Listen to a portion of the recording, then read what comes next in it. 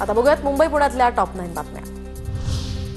पवई दादर ताडदेवमधील म्हाडाची घरं लॉटरीशिवाय मिळणार, कारण म्हाडा 100 घरांची प्रथम येणाऱ्यास प्रथम प्राधान्य या तत्वावर विक्री करणार। अर्जदारांच्या प्रतिसादाअभावी प्रथम प्राधान्य तत्वावर विक्री। पुण्यातील भिडे पूल 14 नोव्हेंबरपर्यंत पूर्ण वेळ वाहतुकीसाठी खुला होणार, तर 15 नोव्हेंबर ते 31 डिसेंबर दरम्यान हा पूल रात्री 10 ते सकाळी 6 वाजेपर्यंत वाहतुकीसाठी बंद असणार। दिवाळीमध्ये पुणे रेल्वेतनं 35 लाख प्रवाशांचा प्रवास। रेल्वे प्रशासनाकडून नियमित गाड्यांसह विशेष 1100 गाड्या सोडण्यात आल्या होत्या। 27 ऑक्टोबरला सर्वाधिक 2,54,000 प्रवाशांनी प्रवास केल्याची माहिती।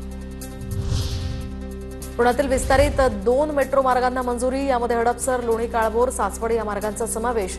मुंबईतील मंत्रिमंडळ पायाभूत सुविधा समितीच्या बैठकीत या मेट्रो मार्गांना मंजुरी।